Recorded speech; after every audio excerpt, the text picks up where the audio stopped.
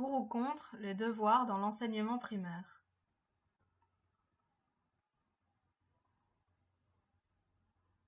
Depuis 1956, un arrêté de loi demande aux écoles d'aménager les horaires de cours pour dégager 5 heures par semaine pour faire les devoirs en classe avec la présence d'un professeur.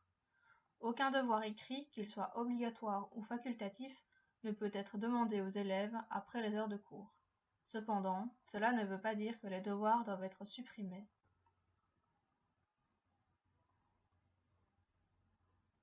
Les études du soir doivent continuer afin de permettre aux familles une bonne organisation familiale, mais elles doivent présenter une fonction éducative et ne pas se transformer en gardiennage. Elles peuvent par exemple proposer de la lecture, du chant, des activités de réflexion, des apprentissages manuels, etc. Les devoirs comprennent tous les types de travaux venant de l'école, leçons, devoirs, préparations, qui sont les prolongements d'apprentissage de la matière qui a déjà été vue en cours.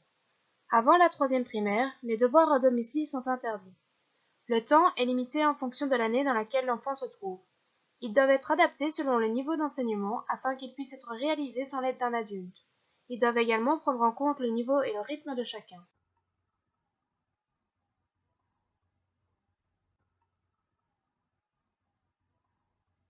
Ils permettent d'assimiler la matière apprise au fil de la journée, une meilleure réussite scolaire et apprendre à s'organiser, devenir responsable et autonome.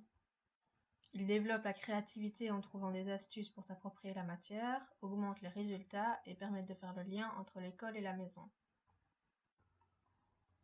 Les devoirs vont permettre aux parents de prendre conscience des progrès et des difficultés de leur enfant. Ils vont pouvoir avoir un œil sur le programme scolaire.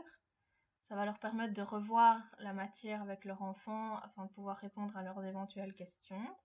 Ils vont pouvoir partager leurs connaissances avec leur enfant, montrer leur intérêt pour sa vie scolaire, le rassurer et lui montrer qu'il peut compter sur eux dans la vie de tous les jours.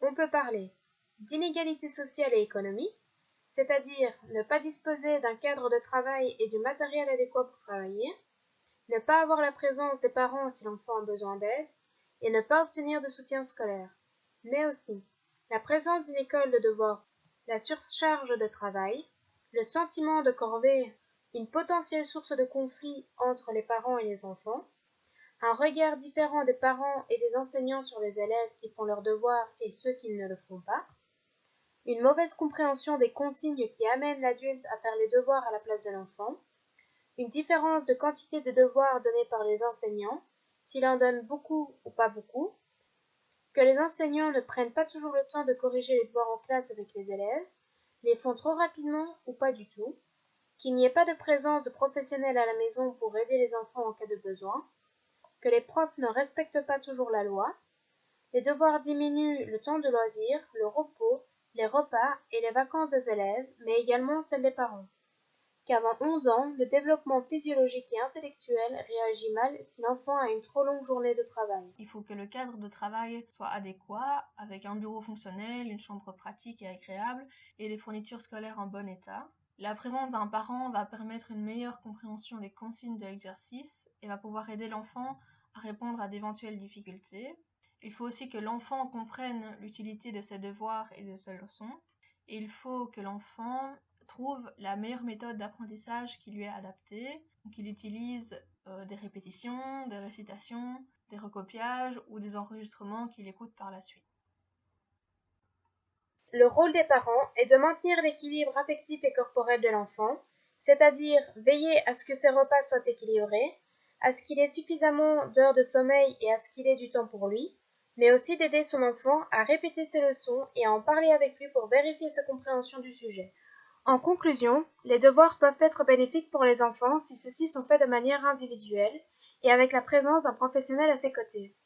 Il faut également que ces devoirs soient respectés dans les règles par les enseignants. C'est pourquoi il serait préférable que les enfants restent un peu plus de temps à l'école pour faire leurs devoirs. Ainsi, cela permettrait une meilleure organisation familiale ainsi qu'une réduction des inégalités sociales. En effet, le fait d'avoir une personne qualifiée, présente pour les besoins et difficultés de chacun, et d'offrir les mêmes supports d'aide permettrait à tout le monde d'être sur le même pied d'égalité. En tant qu'éducateurs, nous pouvons profiter de ces moments d'étude pour enseigner les différentes méthodes d'apprentissage. Ainsi, cela permettrait à chacun de trouver sa propre méthode de travail. L'éducateur peut également proposer diverses activités avant ces moments d'études pour permettre aux enfants de faire une pause entre les cours de la journée et les devoirs du soir.